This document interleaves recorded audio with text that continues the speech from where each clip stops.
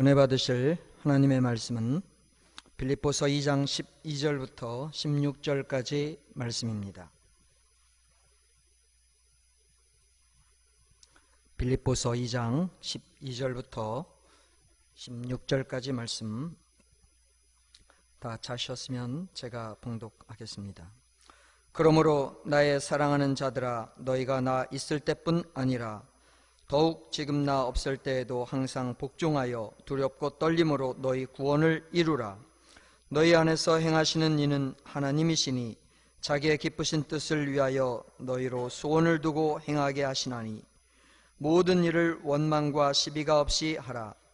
이는 너희가 흠이 없고 순전하여 어그러지고 거스리는 세대 가운데서 하나님의 흠없는 자녀로 세상에서 그들 가운데 빛들로 나타남이며 생명의 말씀을 밝혀 나의 다름질도 헛되지 아니하고 수고도 헛되지 아니하므로 그리스도의 날에 나로 자랑할 것이 있게 하려 함이라.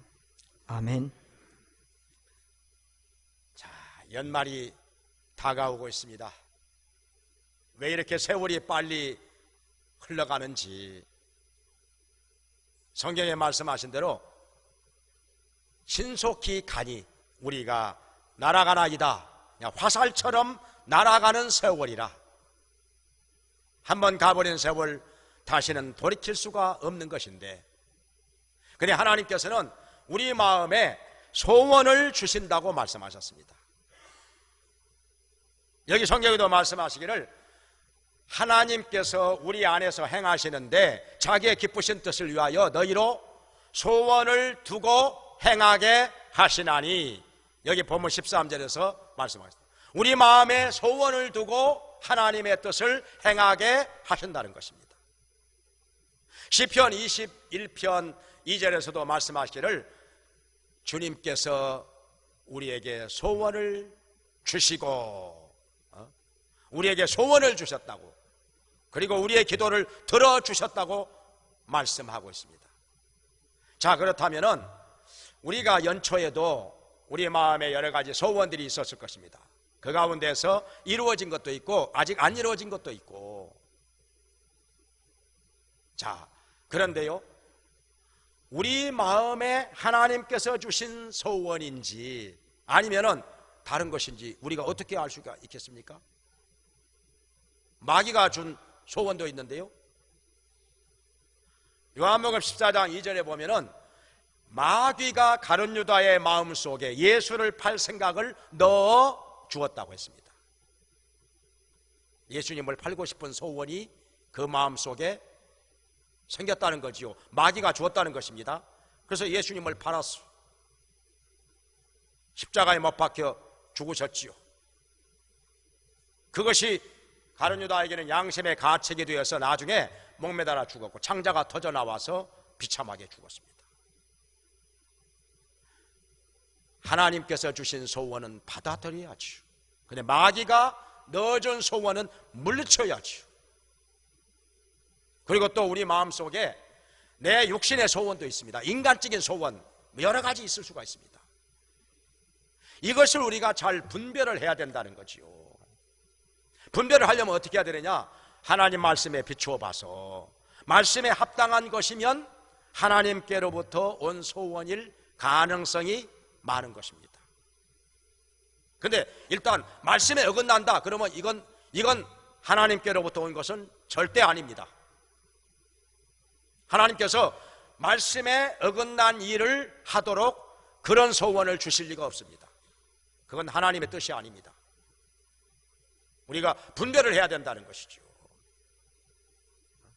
자, 지금 요즘에 우리가 통일에 대해서 얘기들 많이 하는데, 자, 통일, 우리의 소원은 통일, 이렇게 노래도 부르는데 과연 남북이 통일되는 것 하나님의 뜻일까요? 아니면 아닐까요? 지금 하나님의 뜻이 이루어지기 위해서 노력을 하고 있는 것일까? 아니면은 하나님의 뜻도 아닌데 헛된 일을 하고 있는 것일까? 우리 그리스도인들이 지금 이 상황에서 어느 편에 서서 어떻게 처신해야 할 것인지, 어떻게 하는 것이 세상에 빛으로 사는 것인지 우리가 이거 분별을 해야 됩니다. 지금 통일을 반대하고 사사건건 트집을 잡는 사람들도 있습니다. 왜 그러느냐? 통일을 하려면 천문학적인 돈이 들어간다, 이런 얘기를 합니다. 근데 과연 그럴까요? 팩트를 체크해 봐야 됩니다. 팩트가 아닌 것은 거짓말이고, 거짓말은 마귀에게서 온 것입니다. 남북한이 지금 군사 비용이 엄청나게 들어가, 남한만 해도 지금 35조가 넘게 들어갑니다. 북한도 상당히 많이 들어갑니다. 근데 통일이 되면은 군사 비용 절반만 들어가도 충분합니다. 그러면 그 비용을 가지고 통일 비용으로 쓰고도 남습니다. 거기다가 군사들의 수요가 남북한 합쳐서 180만 명입니다. 60만 명만 있으면 됩니다. 나머지 120만 명은 산업전선에 들어가고 공부를 하고 엄청난 힘이 되는 것입니다. 거기다가 북한에 막대한 지하자원이 있습니다. 남한의 50배가 넘어간다고 하는데, 그 지하자원, 더구나 북한에서는 히토리도 나옵니다. 그 지하자원, 그리고 관광자원, 이것을 우리가 사용하면 얼마나 많은 이득이 되겠습니까? 그것뿐입니까? 육로를 통해서 저 중국도 가고 러시아도 가고 인도도 가고 유럽도 가고 물류 비용이 절반으로 줄어듭니다. 그리고 기간이 단축됩니다. 그러면 그때부터 일본은 우리하고 경쟁해서 뒤지기 시작합니다. 그래서 지금 우리가 통일되는 거 가장 많이 염려하고 경계하는 나라가 일본입니다. 통일되고 나면 일본은 우리하고 게임이 안 됩니다. 거기다가 통일이 되고 나면은 남북한 합쳐서 인구가 7,500만으로 되면 내수 경제가 강해집니다. 그뿐입니까?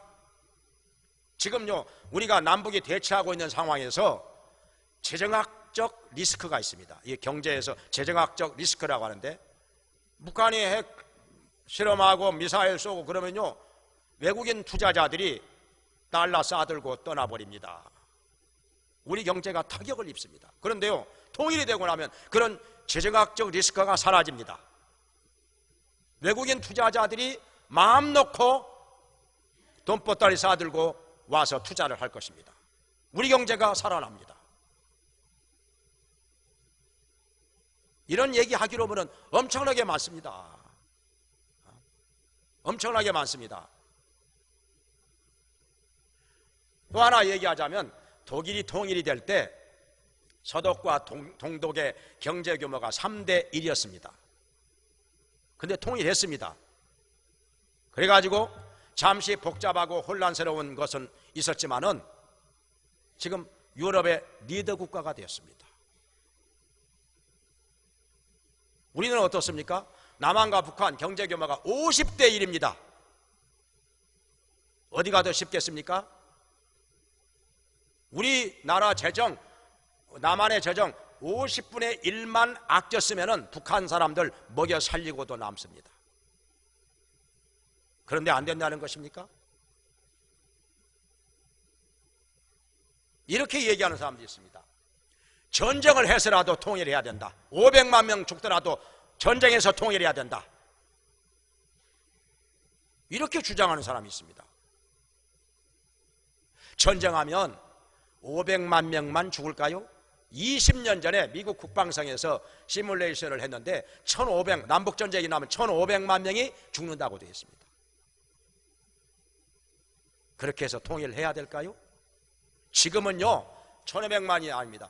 남북전쟁이 나면 절반 죽습니다. 절반 죽어요. 그리고 살아남은 사람들 절반은 불구자가 됩니다. 그리고 경제는 어떻게 됩니까? 다 파괴되고 수십 년 전으로 돌아갑니다. 이렇게 해서 통일하자고요? 그게 하나님의 뜻일까요? 자, 그러면은 성경을 통해서 보겠습니다. 성경을 통해서 이스라엘이 남과 북으로 나눠졌습니다. 솔로몬의 범죄로, 그리고 르호보암의 왕의 어리석음으로 말미암아 북왕국 이스라엘 그리고 남왕국 유다로 갈라졌습니다. 남북이 서로 싸울 때가 있었습니다. 그때 하나님께서 어떻게 하셨습니까? 선지자를 보내셔가지고 싸우지 말라고 말씀하셨습니다. 싸우지 말라, 평화하라. 동족 간에 싸우는 것은 하나님의 뜻이 아닙니다. 평화가 하나님의 뜻입니다. 그런데 왜 그리스도인들이 이런 하나님의 뜻을 외면하고 왜 잘못된 자를 따라갑니까? 분별하지 못해서 그렇죠. 하나님께서는 동족끼리 싸우지 말고 평화하라고 말씀하셨고, 또 우리 민족이 한 혈통으로 지음받았으니 하나가 되는 것은 하나님의 뜻인 것입니다. 그런데 전쟁하자고요? 통일하지 말자고요? 이게 말이 됩니까? 그러면은 왜 그런 주장을 하는 것일까요? 하나님의 뜻을 몰라서 그런 것도 있거니와 정치적인 이익을 위해서, 나라와 백성을 생각을 해야 되는데 그건 생각하지 않고 자기의 정치적인 이익을 위해서 남북 간에 서로 관계가 악화되고 대결 구도가 되고 서로 대포 쏘고 미사일 쏘고 그래야 자기에게 정치적인 이익이 생긴다고 믿는 사람들, 얼마나 안타까운 일입니까? 나라와 백성을 먼저 생각을 해야 되지 않을까요? 내가 손해를 보더라도, 정치적으로 내가 설 자리가 없어진다 할지라도 나라와 백성을 위해서 이익이 되는 방향으로 해야 하지 않는 것일까요? 하나님의 뜻이 어디에 있습니까? 하나님께서 말씀하신 대로 해야죠. 그래서 우리는 통일은 하나님께서 명하신 것이고 하나님의 뜻이다, 성경을 통해서 볼 때. 그러면 우리 그리스도인들이 어떻게 해야 됩니까? 통일을 반대하고 방해하는 사람들에게 더 이상 미혹되지 말고 따라가지 말고 하나님의 뜻을 따라가야 합니다. 그래야 하나님께서 함께 하시고 우리가 세상에 빛으로 살 수 있게 되는 것입니다. 자, 어떤 분이 이렇게 했다 그래요. 어떤 할머니가 길을 가다가 두 갈래 길에 직면하게 되었습니다.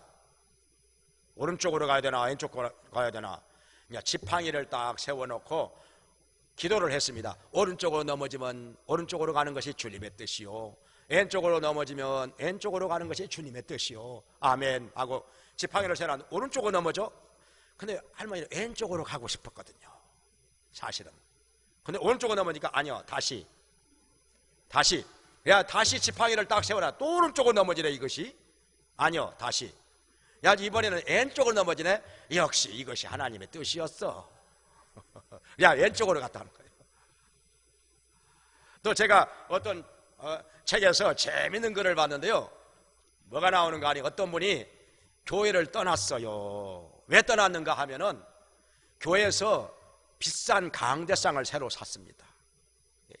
자기가 볼 때 너무 비싼 강대상을 샀다.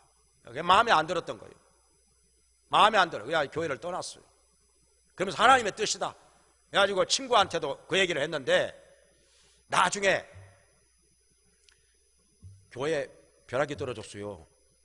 교회당에 벼락이 떨어졌어. 야, 친구가 그 얘기를 하니까 벼락이 떨어졌대요. 그러니까 역시 하나님의 뜻이었어.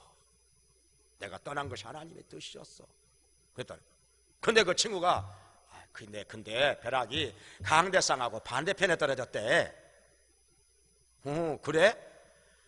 하나님께서 그 교회가 싫어가지고 그 교회 안 가신 지 오래돼가지고 강대상이 어느 쪽에 있는지 모르시구만. 벼락이 잘못 떨어졌다는 거지. 이렇게 우리가 하나님의 뜻을 아제는숙격으로 합리화시키고 갖다 맞춘다는 것이죠.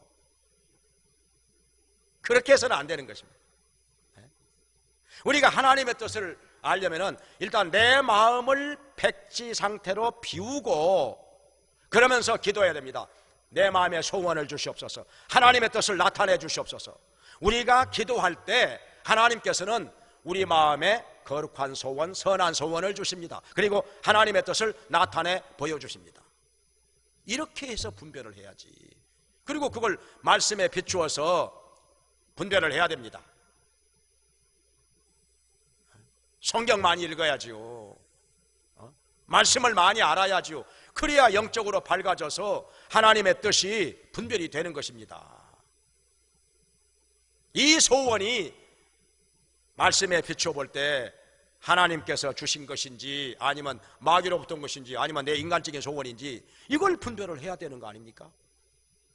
말씀에 비춰보기 위해서는 내가 말씀을 많이 읽어야 돼. 평소에 말씀을 많이 읽으면 읽을수록 성경의 원리에 입각해서 하나님의 뜻을 분별할 수가 있는 것입니다. 여기 본문 앞에 보면은 예수님에 대해서 말씀하십니다. 여기 빌립보서 2장 6절 이하에서 그런 근본 하나님의 본체시나 하나님과 동등됨을 취할 것으로 여기지 아니하시고 자기를 비어, 여기 비었다 그랬어요. 자기를 비어 종의 형체를 가지고 사람의 모양으로 나타나시고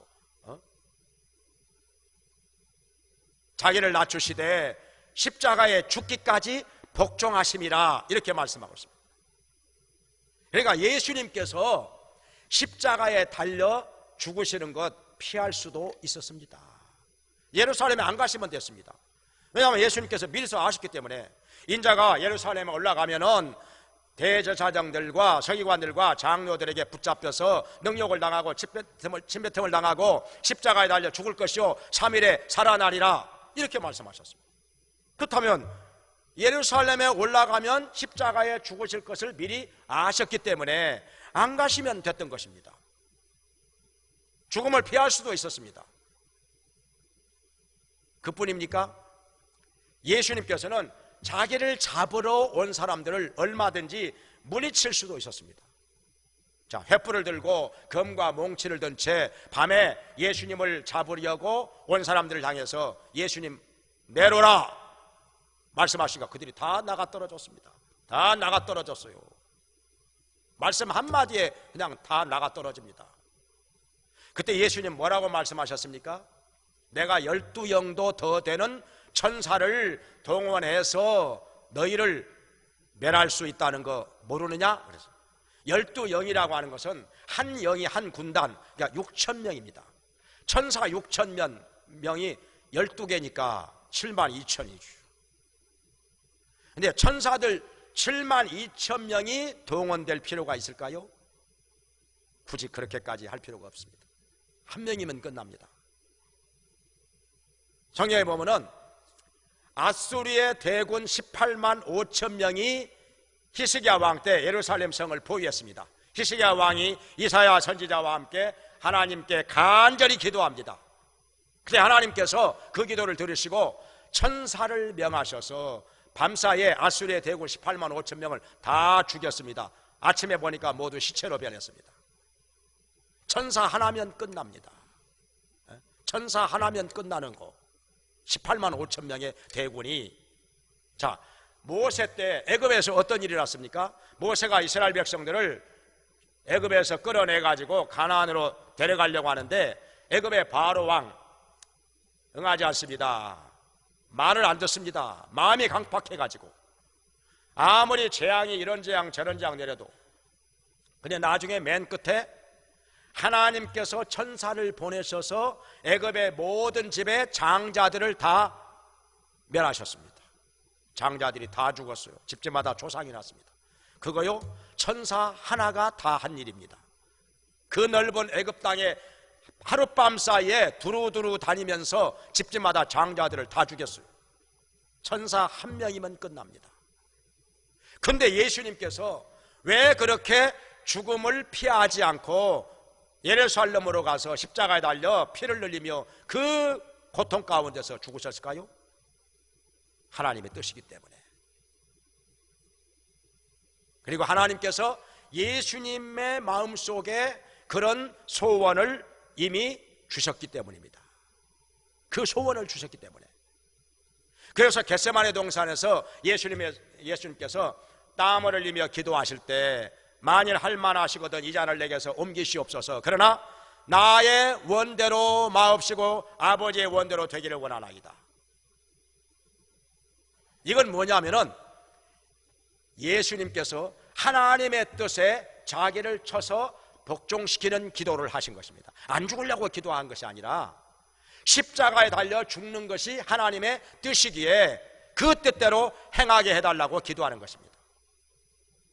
육신의 소원은 안 죽는 거죠. 근데 하나님의 소원은 예루살렘에 가서 예수님이 십자가에 달려 피 흘리며 속죄의 제물이 되시는 것입니다. 성경에 말씀하시기를 피 흘림이 없은즉 죄 사함이 없느니라. 히브리서 9장 22절에 말씀하셨습니다. 예수님께서 십자가에서 피 흘리며 우리 죄를 속하는 속죄의 제물이 되어 주셔야 우리가 예수님을 통해서 죄 사함을 받고 하나님 아버지께 나아갈 수가 있는 것입니다. 죄인이 우리의 길이요 진리요 생명이 되신 예수 그리스도를 통해서만 하나님 아버지께 나아갈 수가 있는 것입니다. 왜냐하면 예수님께서 십자가에서 피 흘려 죽으심으로 우리의 죄를 다 씻어 주셨기 때문에, 우리의 죄를 다 청산하셨기 때문에. 믿습니까? 이게 하나님의 뜻이라는 거죠.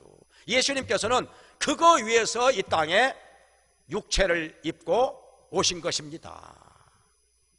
우리의 죄를 위하여 십자가에서 죽기 위하여 이 땅에 오신 것이지요. 그것이 하나님의 뜻이고 하나님께서 예수님 마음속에 넣어주신 소원인 것입니다.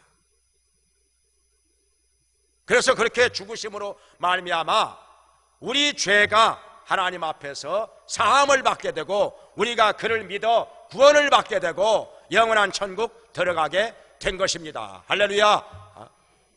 하나님의 뜻이 이루어지는 것이죠. 자, 또 여기 바울을 볼 수가 있습니다. 자, 빌립보서를 바울이 로마 감옥에서 기록을 한 것인데, 바울이 어떻게 해서 로마 감옥에 왔습니까? 제자들이 말렸지요. 바울은 사도행전 21장에 보면 예루살렘에 가고자 했습니다. 근데 예루살렘에 가면은 결박과 환란이 기다리고 있다고 제자들이 말하면서 말렸습니다. 제자들이요, 보통 제자들 아닙니다. 다 예언하는 사람들이요. 아가보 선지자도 예언하는 사람, 빌립의 딸 넷도 예언하는 사람. 예루살렘에 가면은 바울을 이렇게 결박할 것입니다. 그러니 가지 마세요. 왜 거기를 굳이 가시려고 합니까? 가지 마세요. 울면서 말렸습니다. 거기 안 가더라도 복음 전할 때는 얼마든지 있는데 왜 굳이 거기 가서 결박을 당하시려고 하십니까? 근데 바울은 굳이 갑니다. 너희가 어찌하여 울어 내 마음을 상하게 하느냐? 그러니까 더 이상 말릴 수가 없어서 주의 뜻이 이루어지기 원하나이다 하면서 더 이상 말리지 않았습니다. 어떻게 됐죠? 바울이 결박당했죠. 예루살렘에 가서 죄수가 돼가지고 가이사 황제의 상소에서. 그래서 로마 감옥에 지금 들어오게 된 것입니다. 이로 인하여 어떤 일이 났습니까? 바울이 로마 감옥에서 복음을 전하는 것이 황제의 가족들에게까지 들어가고 나중에 AD 313년에 콘스탄티누스 황제가 기독교를 공인하게 됩니다. 기독교를 공인하게 되는 거죠. 나중에 391년에 데오도시우스 황제 때는 기독교를 국교로 선포합니다. 신앙인들이 햇빛을 보게 되었습니다. 마음 놓고 신앙생활하게 됐습니다. 온 세계를 향해서 복음이 퍼져나가게 된 것입니다. 바울이 이것을 보고 왜냐하면 하나님께서 바울의 마음속에 내가 이후에 로마도 보아야 하리라 소원을 주셨기 때문에 이것이 하나님의 뜻이라고 믿으면서 그 뜻대로 간 것입니다. 근데요, 울면서 말리는 제자들 어떻게 설명을 합니까? 이건 비밀인데요. 왜냐하면 바울이 예루살렘에 가서 결박을 당해야만이 죄수가 되어서 안전하게, 왜냐하면 로마 군인들 200명이 지키니까 안전하게, 그리고 돈 안 들어가고, 죄수가 호송당하는데 무슨 돈 들어가요? 경비 안 들어가고 로마 감옥에까지 무사히 안전하게 갈 수가 있었습니다. 도처에 바울을 죽이기 전에는 먹지도 마시지도 않겠다고 하는 사람들이 깔려있는데, 자격들이 깔려있는데 어떻게 이걸 다 말로 설명하겠습니까? 설명을 못할 일도 있는 것이죠. 바울이라 할지라도 이건 비밀이기 때문에. 그래서 지금 바울이 지금 우리에게 이렇게 해요. 너희 안에서 행하시는 일은 하나님이시니 자기의 기쁘신 뜻을 위하여 너희로 소원을 두고 행하게 하시나니 모든 일을 원망과 시비가 없이 하라, 이렇게 말씀하고 있습니다. 우리 마음에 소원을 주시는 하나님, 그 소원을 가지고서 하나님의 뜻을 행하게 하신다는 것입니다. 우리가 이 소원 하나님께 구해야 되지 않겠습니까?